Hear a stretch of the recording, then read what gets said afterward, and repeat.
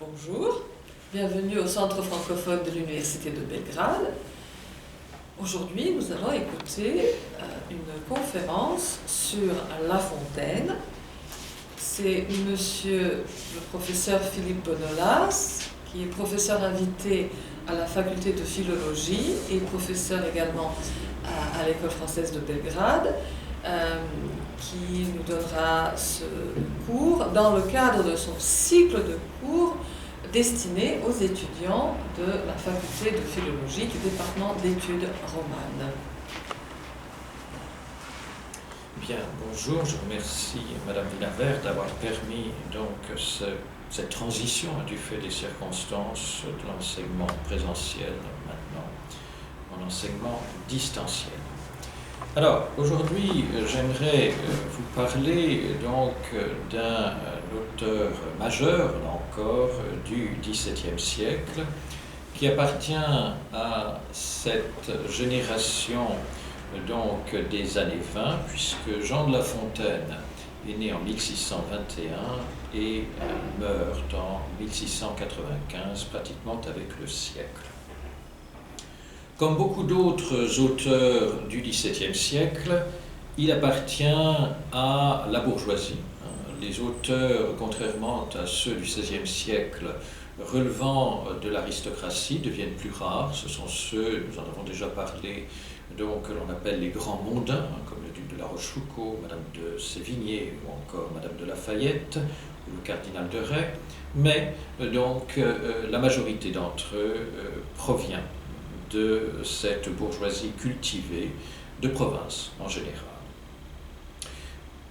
Contrairement par exemple à Corneille, il est de l'est de la France, de Château-Thierry, donc la région de la Champagne, et La Fontaine suit des études très sérieuses et à un moment donné, d'ailleurs, dans sa jeunesse, est tenté par l'Église puisqu'il entre dans l'ordre de l'oratoire. Donc, avec les jésuites, c'est l'un des grands ordres enseignants du XVIIe siècle, en 1642. Mais il se rendra compte, au fond, que la carrière ecclésiastique n'est pas faite pour lui, même s'il en appréciait l'atmosphère studieuse. Il étudie le droit, comme beaucoup d'autres auteurs. Il tire ce que l'on appelait ses grades, grades nécessaires pour assumer la charge de maître des eaux et forêts qu'il avait acheté, comme son père d'ailleurs, en 1651. La Fontaine est un grand lecteur. Ses lectures sont solides, vastes, et elles vont caractériser au fond toute sa formation intellectuelle, puisqu'il lit à la fois les auteurs de l'Antiquité, grecque, latine, les auteurs français de la tradition littéraire depuis la fin du Moyen-Âge, comme Marot, de la Renaissance, donc comme Rabelais, mais aussi donc, toute la littérature italienne. Je rappelle que c'est l'une des grandes cultures qui continue d'influencer avec la littérature espagnole le monde, au fond intellectuel français.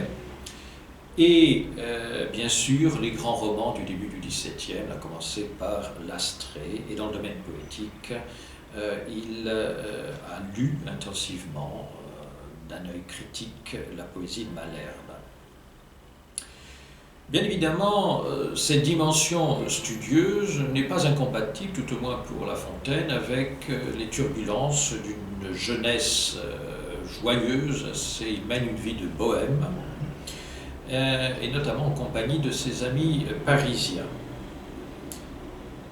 Presque à contre-cœur, il accepte en 1947 de se marier avec une jeune femme qui, comme le fils qu'il en aura, ne tiendra pas une grande place dans sa vie.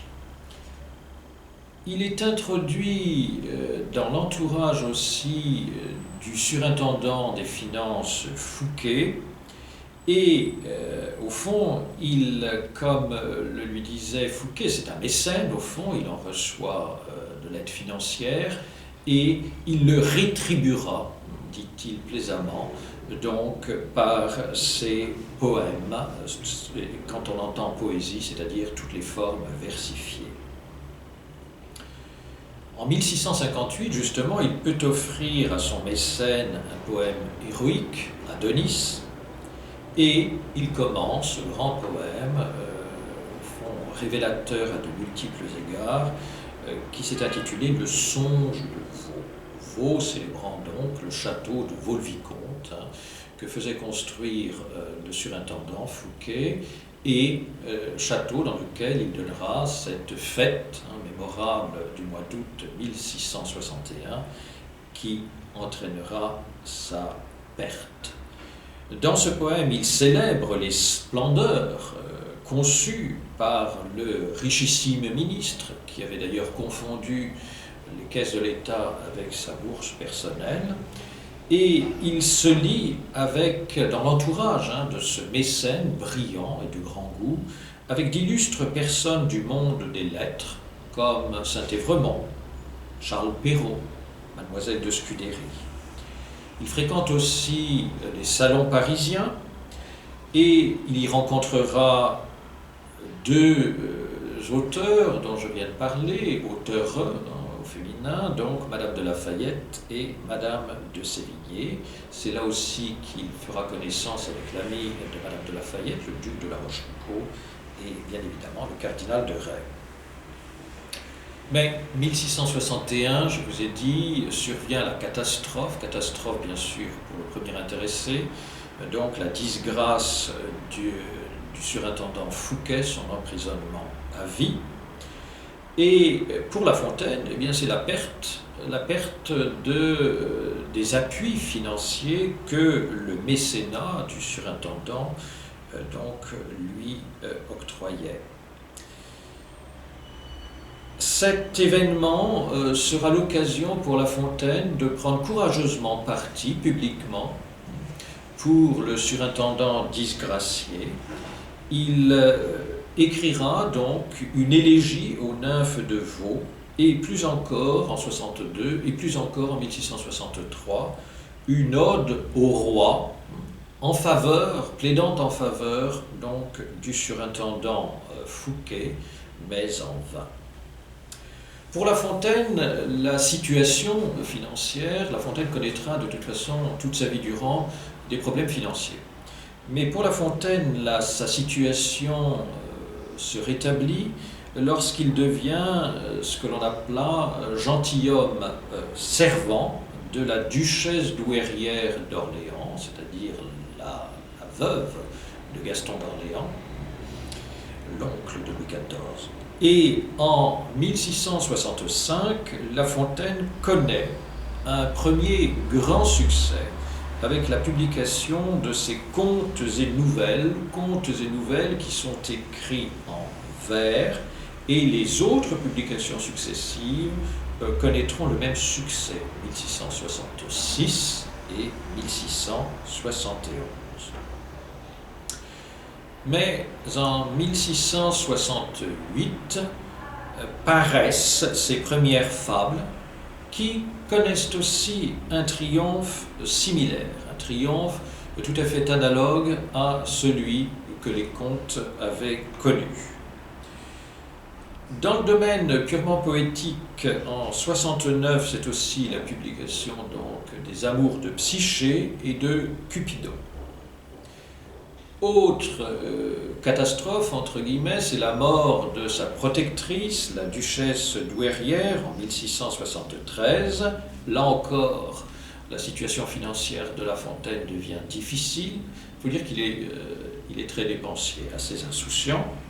Malgré ses revenus, il a un bénéfice. En tant que maître des eaux et forêts, il a des revenus. Et il devient l'hôte de la marquise de la Sablière. La marquise de la Sablière est une mondaine qui tient un salon brillant, qui se caractérise par la réunion d'esprits libres. Ce que l'on entend par esprit libre, c'est-à-dire d'esprits au fond qui font preuve d'une sorte de libertinage intellectuel, libertinage philosophique, en même temps parfois un libertinage aussi qui peut être de mœurs, qui correspond tout à fait à l'univers dans lequel La Fontaine évolue depuis sa jeunesse. Et désormais, débarrassé de tout souci matériel par la protection de la marquise de la Sablière, eh bien, le poète va se consacrer librement donc, à ses plaisirs notamment à ses vers. Et progressivement, il gagne une autre protection, une protection influente et déterminante, celle de la favorite du roi, la marquise de Montespan. Alors, cette protection sera nécessaire pour la publication de ces nouveaux contes, contes qui sont jugés licencieux et qui, en 1674, eh bien, sont interdits à la vente. C'est quelque temps après la publication donc, de la second recueil de fables, publié entre 1678 et 1679. Et très tardivement, si on compare la carrière de La Fontaine, la carrière littéraire de La Fontaine et son évolution à celle de ses contemporains, très tardivement, donc, il entrera à l'Académie française. Pourquoi ? Parce qu'il n'a jamais fait partie, au fond, du cercle des courtisans qui encensaient le roi, et ça n'est que, au fond, en fin de carrière, que le roi autorisera donc à ce que l'on reçoive le poète parmi les membres de l'Académie. Alors j'aimerais me concentrer bien sûr sur ce qui a fait la réputation de La Fontaine, même si l'œuvre est beaucoup plus, disons dans son ensemble, est beaucoup plus considérable. J'ai parlé des contes, mais il s'est illustré bien sûr, j'en ai fait quelques allusions dans le domaine poétique. Il s'est illustré aussi, on l'oublie peut-être trop souvent, dans le domaine, il s'est essayé aussi dans le domaine théâtral. Mais les fables, bien sûr, ont immortalisé, c'est donc le genre littéraire par lequel La Fontaine a transcendé les frontières de la francophonie, transcendé aussi le temps. Et l'évolution qui fait passer le La Fontaine des contes à celui des fables n'est pas bien connue. Les spécialistes ont encore du mal à comprendre, au fond, ce qui a déterminé l'auteur à laisser parfois de côté un genre par lequel il avait connu le triomphe et par lequel aussi on pouvait déterminer son génie littéraire, pour passer à cet autre genre qui n'était pas un genre, j'y reviendrai, considéré à l'époque. Il est peut-être un personnage qui a joué un rôle déterminant, le duc de La Rochefoucauld. Et d'ailleurs, La Fontaine, dans deux de ses fables, au fond, constitue une sorte de dédicace au duc de La Rochefoucauld, et celui-ci aida le poète, qui était déjà attiré par l'apologue, à s'orienter au fond définitivement dans cette direction. Et là, je fais un peu une parenthèse, c'est peut-être produit avec le genre des fables, qui donc était un genre aussi apprécié, le genre de l'apologue était un genre apprécié, un jeu intellectuel, si vous voulez, des salons, un peu comme pour les maximes, et c'est l'effet des salons, cette sorte d'émulation qui a pu exister dans les salons, qui a déterminé, au fond, ces deux auteurs à s'engager, à approfondir un genre auquel ils ne s'intéressaient pas particulièrement. Et bien évidemment, dans le cas des fables, c'était un défi littéraire que d'oser, au fond, poétiser un genre littéraire très ancien, qui remontait à l'Antiquité gréco-latine, mais qui était traditionnellement un genre d'abord prosaïque, et plus encore un genre scolaire.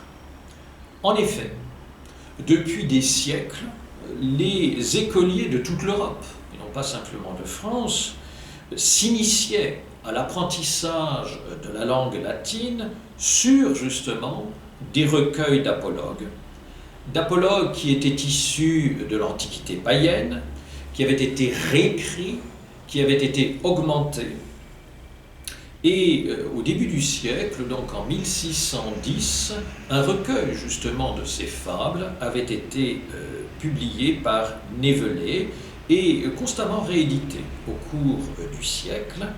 Et dans ce recueil de fables, donc, Névelay réunissait Phèdre, bien sûr, Ésope latinisé, Babrius, Aftonius, Abstemius, avec donc des adaptations aussi des textes de Platon, de Plutarque et d'autres auteurs relevant de l'Antiquité. L'ouvrage du genre, donc le genre des fables, qui était le plus considéré au XVIIe siècle, avant les fables de La Fontaine, c'était le recueil de Port-Royal. Port-Royal, qui là encore, dans une perspective pédagogique, avait publié un ensemble, une anthologie, si vous voulez, de fables, notamment issues de Phèdre, que le maître de Sacy avait réunies et adaptées. L'intention de La Fontaine, malgré une dédicace initiale dans l'édition de 1668 adressée au dauphin, était de transformer le genre et de lui trouver un autre public que ce public scolaire, que ce public enfantin. Toutefois, il fallait, dans un premier temps, convaincre le public choisi qui déterminait le goût littéraire du bien fondé de la métamorphose qu'il se proposait de faire. Et d'ailleurs, c'est à quoi s'emploie cette longue préface de l'édition de 1668. Cette préface, d'ailleurs, joue sur deux registres. D'abord, dit-il, il évoque la dignité de l'entreprise littéraire. Pourquoi ? Eh bien, parce que justement, il va démontrer que le mensonge, la fable au sens propre du terme, au fond le conte, est réhabilité justement au nom de son efficacité éducative. Et dans ce sens, l'Écriture sainte a eu recours, dit-il, à la technique, donc au procédé de la fable.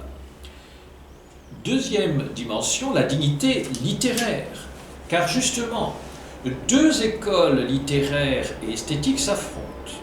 Alors, la plus autorisée, puisqu'au fond elle s'appuie sur Ésope et sur Phèdre, c'est-à-dire cette tradition qui veut que la fable soit un apologue court, laconique, qui condense le récit en un minimum de mots pour, ou avec l'objectif de lui donner plus de force et plus de vigueur. Et ceux qui défendent donc, ce courant esthétique, eh bien, sont des contemporains de La Fontaine, c'est Patru, mais c'est aussi Boileau. Alors Boileau a fourni la démonstration de ce qu'il recommandait en traitant donc à sa façon, de façon brève, eh bien, une fable, un thème que reprendra aussi La Fontaine sous le titre « La mort et le bûcheron ». Donc il suffit de comparer la fable faite par Boileau et la fable faite par La Fontaine sous le même titre. La Fontaine est pratiquement isolé dans sa position, et parce que justement il conçoit l'apologue de façon inverse. Il faut, dit-il, de la nouveauté, il faut de la gaieté. Et s'agissant des lieux communs, précise-t-il, qui sont sus, qui sont connus de tout le monde, eh bien on ne peut plaire. Or, pour les classiques, et vous le savez, on en a déjà parlé, plaire, donc, est la règle suprême. Et comment plaire, donc? Eh bien, en agrémentant, au fond, cette sorte de noyau primitif que constitue l'apologue, de traits qui, et je cite encore La Fontaine, qui en relèvent le goût.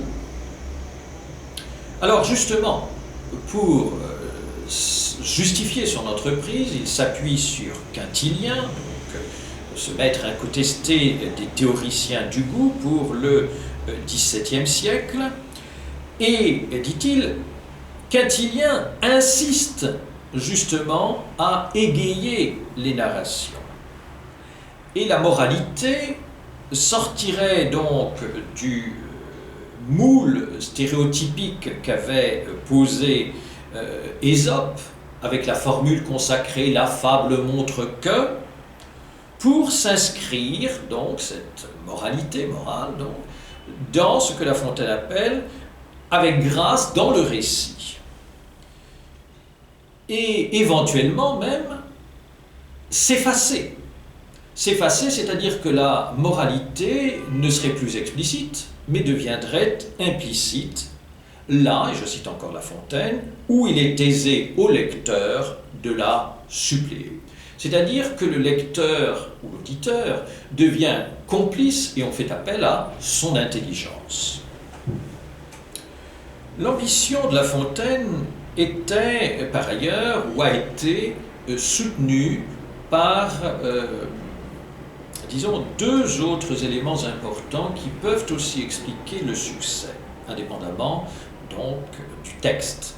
C'est d'abord le libraire Barbin qui donc publie les fables et en même temps la collaboration donc du graveur François Chauveau qui, dès les premières éditions, a su donner l'illustration idoine à l'esprit des fables, donc illustrant avec goût, avec imagination, le texte de La Fontaine.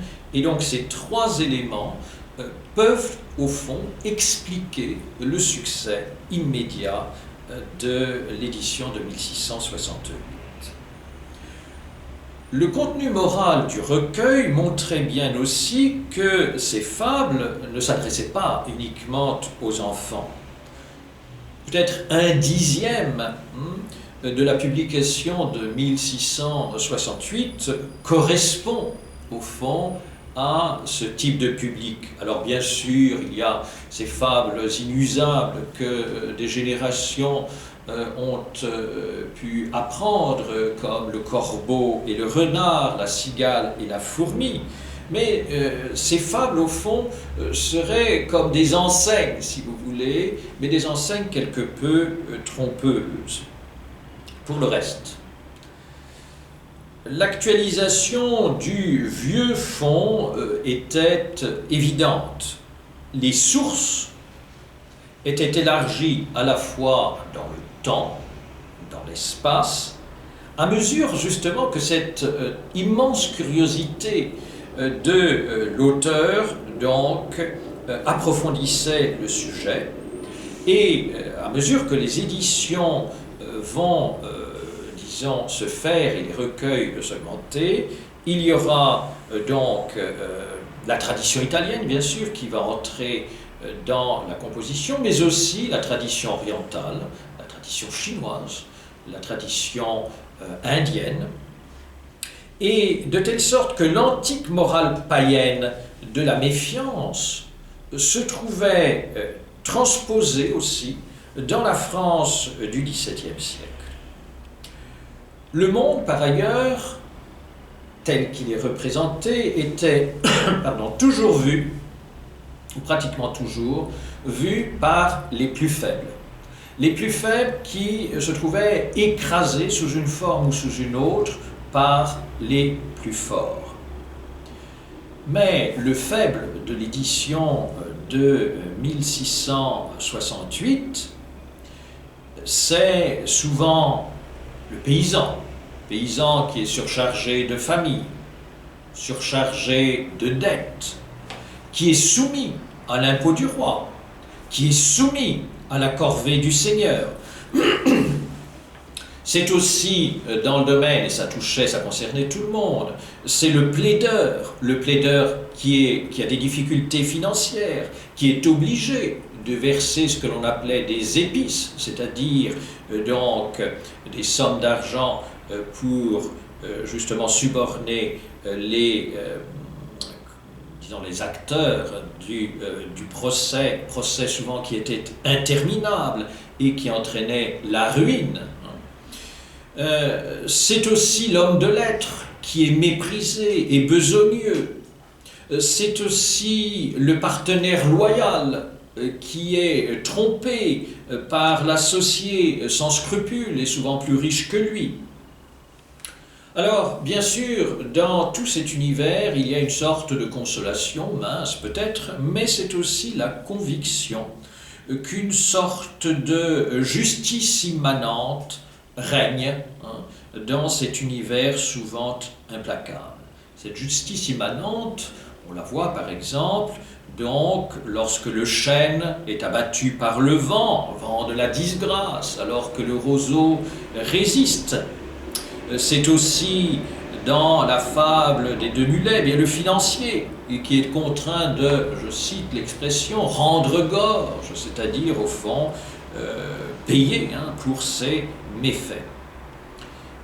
Et partout, le spectacle de l'inconscience humaine.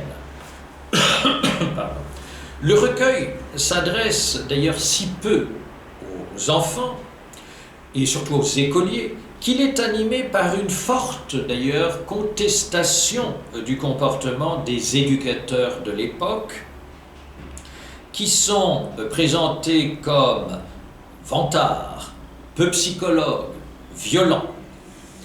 Et la fable se hausse à traiter le thème si classique pour les auteurs de cette seconde partie du XVIIe siècle, celui de l'amour-propre, thème typiquement augustinien qui a imprégné toutes les élites intellectuelles du second XVIIe siècle.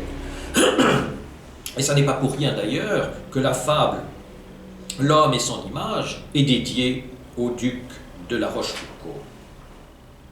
L'apologue sert aussi à stigmatiser les assemblées bavardes, comme par exemple dans le conseil tenu par les rats. Bavardage vain. Le corps médical, lui aussi, est moqué.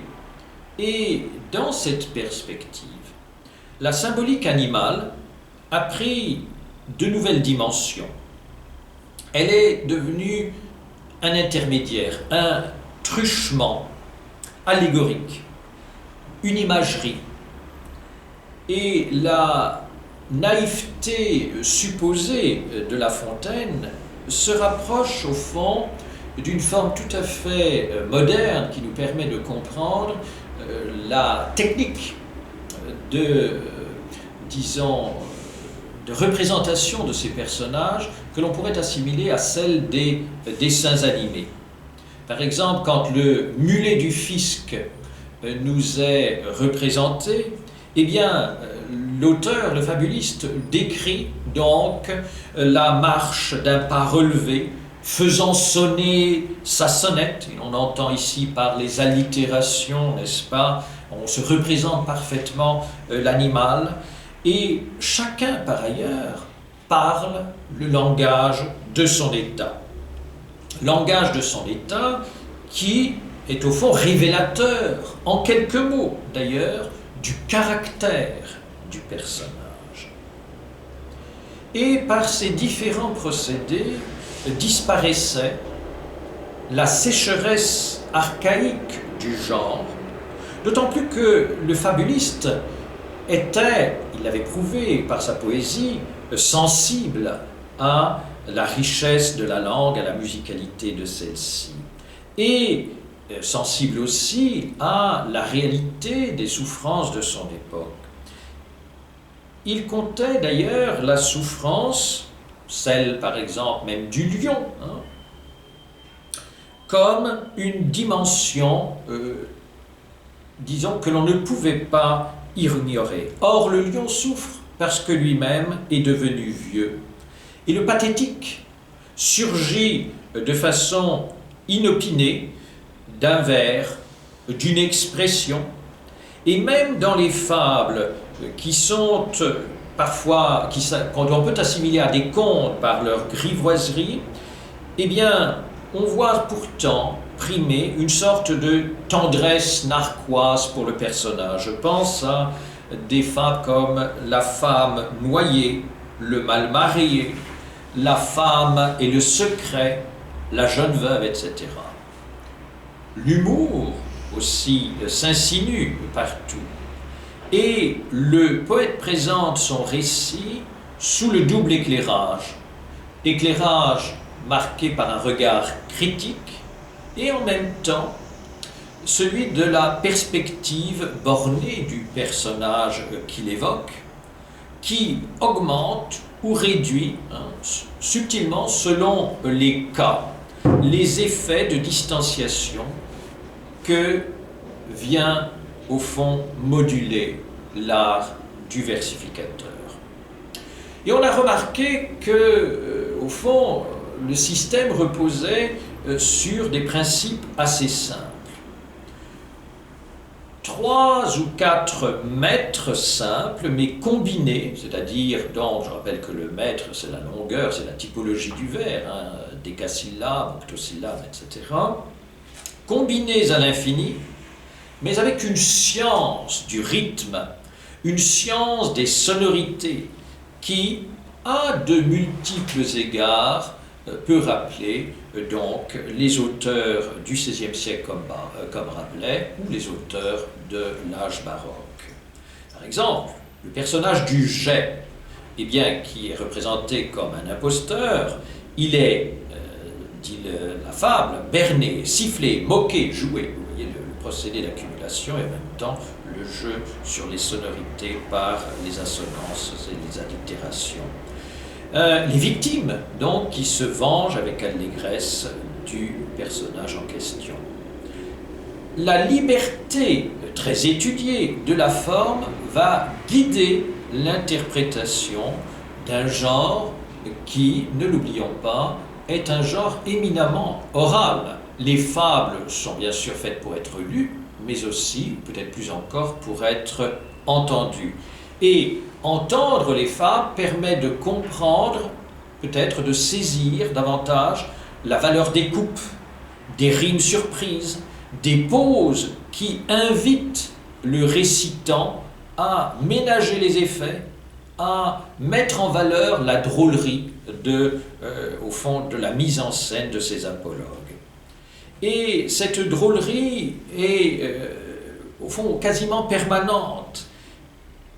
Et loin de prendre au tragique le comportement des humains, comme on peut le trouver par exemple dans les textes de Boileau, au contraire, La Fontaine a opté pour un autre parti, c'est-à-dire en rire, c'est-à-dire donc s'amuser de ces faiblesses humaines. Alors pour les recueils de 1678 et ensuite celui de 1684, il faut dire que le succès des fables du premier recueil, succès, je vous l'ai dit, considérable, a encouragé l'auteur à poursuivre. Donc il s'est remis au travail, avec l'appui, je l'ai évoqué, l'appui, l'encouragement de la marquise de Montespan, et il va remettre donc au libraire Barbin 5 nouveaux livres qu'il dédie justement à la favorite royale. Désormais, donc, il n'y a plus de préface justificative. Le poète avait fait taire, au fond, ceux, dit-il, qui ont le goût difficile. Et la nouvelle publication de 78 s'ouvrait donc sur la fable, et c'est un signe de confiance dans l'avenir, sur les animaux malades de la peste. C'est au fond presque une sorte de chef-d'œuvre de narration satirique. C'est un tableau sans complaisance des lois de la société en tant que telle. Certes, le fond, la morale ésopique, très terre-à-terre, est toujours présente. On la trouve dans d'autres fables, comme l'âne et le chine, Jupiter et les tonnerres. Et La Fontaine voit toujours le monde par les yeux des pauvres, les yeux des humbles, mais précisément, il les présente sous l'angle, sous le regard de la droiture, de la simplicité. Ces personnages apparaissent comme des sortes de victimes désignées des puissances établies, qui les écrasent par ce qui est appelé les jugements de cour. Le prince, qui est habitué à recevoir des flagorneries, eh bien, apparaît comme ayant perdu toute liberté d'appréciation. Et il arrive, donc, je pense aux obsèques de la lionne, et il arrive que le voile de l'apologue se déchire et surgit parfois une sorte de bouffée d'indignation. C'est peut-être une des fables les plus expressives à cet égard, est celle qui porte le titre de « Pouvoir des fables », en même temps qui exprime la confiance que La Fontaine avait dans le genre. Alors, je vous en lis un extrait, c'est une fable en 2 temps. Donc, je vous lis la 2e partie. Dans Athènes, peuple vain et léger, un orateur, voyant sa patrie en danger, courut à la tribune et d'un art tyrannique, voulant forcer les cœurs dans une république, il parla fortement sur le commun salut. On ne l'écoutait pas. L'orateur recourut à ces figures violentes qui savent exciter les âmes les plus lentes. Il fit parler les morts, tonna, dit ce qu'il put. Le vent emporta tout. Personne ne s'émut. L'animal aux têtes frivoles, étant fait à ses traits, ne daignait l'écouter. Tous regardaient ailleurs. Il en vit s'arrêter à des combats d'enfants et pointe à ses paroles. Que fit le harangueur? Il prit un autre tour. Cérès, commença-t-il, faisait voyage un jour avec l'anguille et l'hirondelle. Un fleuve les arrête, et l'anguille en nageant comme l'hirondelle en volant, le traversa bientôt. L'assemblée, à l'instant, cria tout d'une voix. Et Cérès, que fit-elle? Ce qu'elle fit, un prompt courroux l'anima d'abord contre vous. Quoi? Des contes d'enfants son peuple s'embarrasse, et du péril qui le menace, lui seul, entre les Grecs, il néglige les faits. Que ne demandez-vous ce que Philippe fait? À ce reproche, l'assemblée, par l'apologue réveillé, se donne entière à l'orateur. Un trait de fable en eut l'honneur. Nous sommes tous d'Athènes en ce point. Et moi-même, au moment que je fais cette moralité, si Podane m'était compté, j'y prendrais un plaisir extrême. Le monde est vieux, dit-on, je le crois. Cependant, il le faut amuser encore comme un enfant.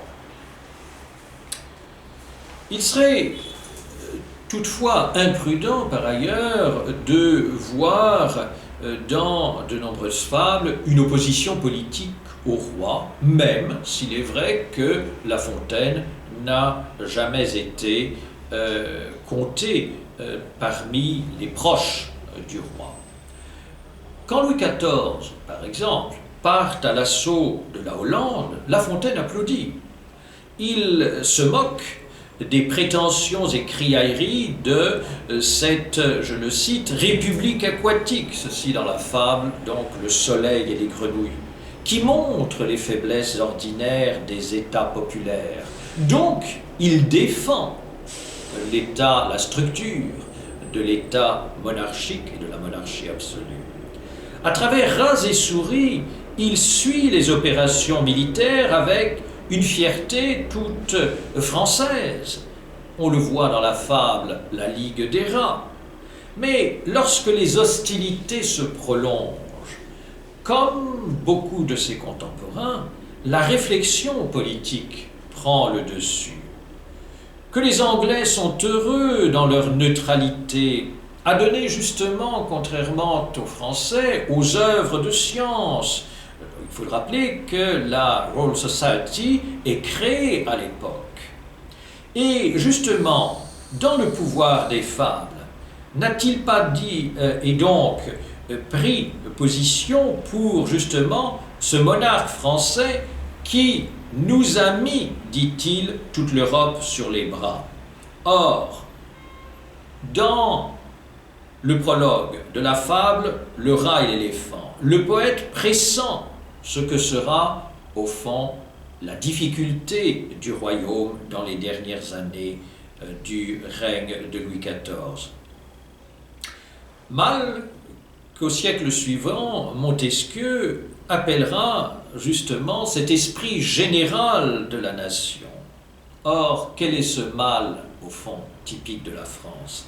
C'est l'honneur mal compris, c'est la vaine gloire et dimension que critiquera aussi à la fin du siècle La Bruyère, alors que chez les Anglais, on n'hésite pas, n'est-ce pas, à travailler, même si l'on appartient donc à l'aristocratie.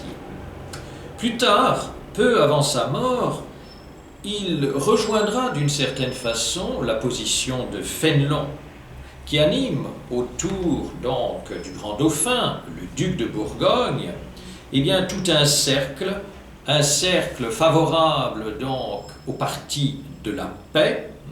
Et d'ailleurs, ça n'est pas de façon innocente que le dernier recueil, eh bien, est dédié au duc de Bourgogne. La sagesse des nations s'était élargie dans ce second regard. Les ouvertures vers de nouveaux horizons donc sont évidentes.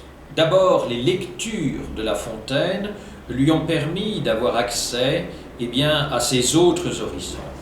Les récits de voyage, par exemple, ceux de Bernier, ceux de Tavernier, qui, revenant d'Orient, avaient donc introduit en France les mœurs de ces contrées lointaines, vont permettre aussi, par la traduction donc d'ouvrages venant d'Orient et d'Extrême-Orient, permettre à La Fontaine d'avoir accès donc au texte de Pilpay, qu'il identifie donc à un sage indien.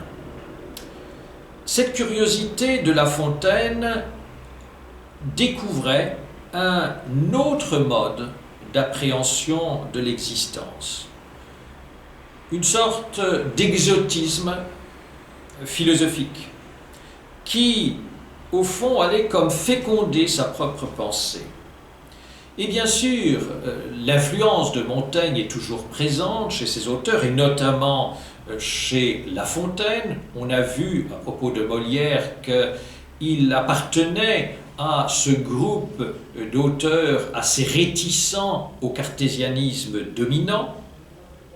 Et il n'était pas, au fond, mécontent de voir que chez un auteur comme Pilpay, l'homme se trouvait aussi rabaissé, dénoncé dans le concert de la création, rabaissé en raison de sa cruauté, de son ingratitude, de sa mauvaise foi.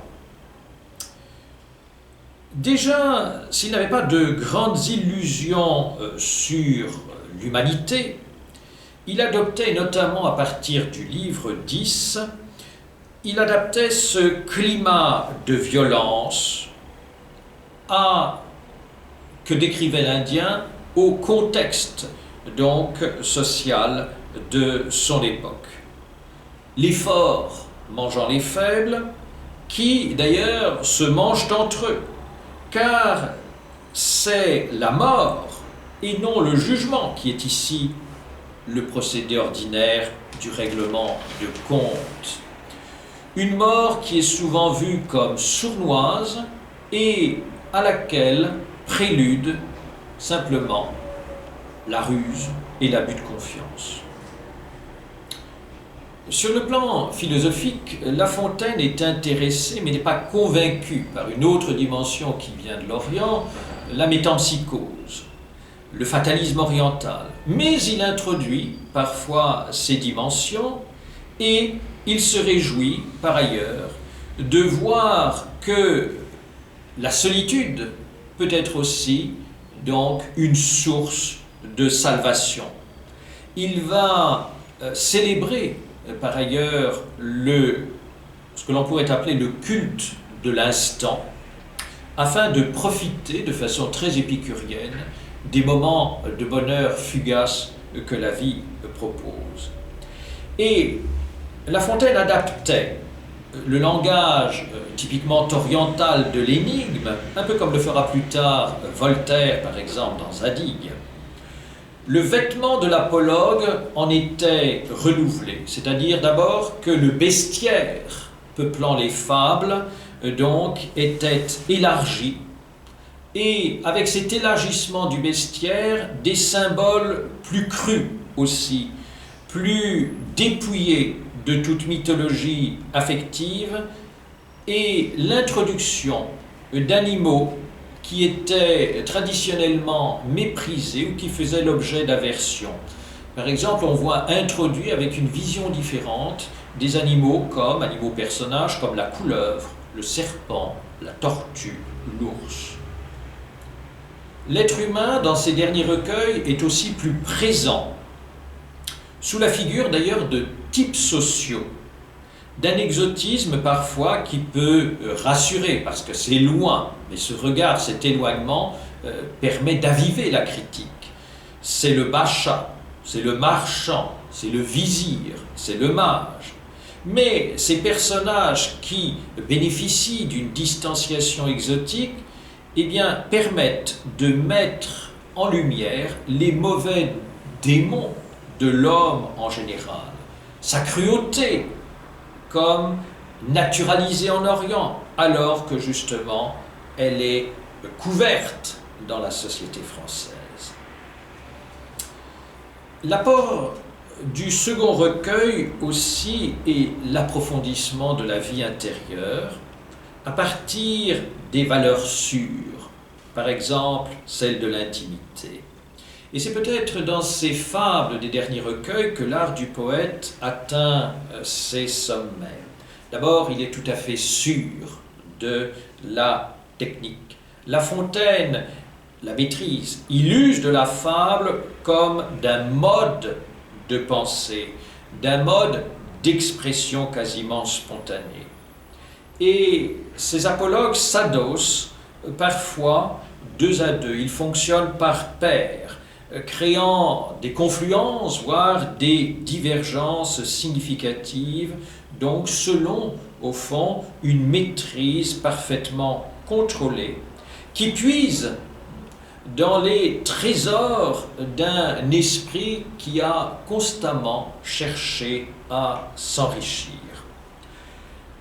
La fable est toujours amarrée au symbole, elle se moque désormais de tous les formalismes.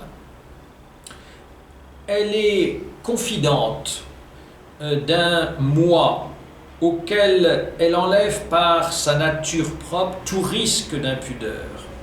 Elle se fait élégie, elle se fait évocation de la nature, et La Fontaine est l'un des auteurs du XVIIe siècle à avoir parlé le plus librement et de la façon la mieux inspirée de la nature, avec au début du siècle Théophile de Viau. Elle est aussi leçon de spiritualité, satire profonde, ample, et avec le temps, l'intériorisation du genre va s'accentuer. L'ironie, toujours présente, au fond, établit une sorte d'harmonie entre les contrastes de sa nature. Il assiste pourtant de façon très lucide à la transformation de la société qui s'opère en cette fin du XVIIe siècle, mais on peut dire que par son art, il échappe aux amertumes qui vont marquer les dernières années du XVIIe siècle et que l'on trouvera transposées donc chez des auteurs comme La Bruyère, comme Boileau, comme Fénelon. Je vous remercie.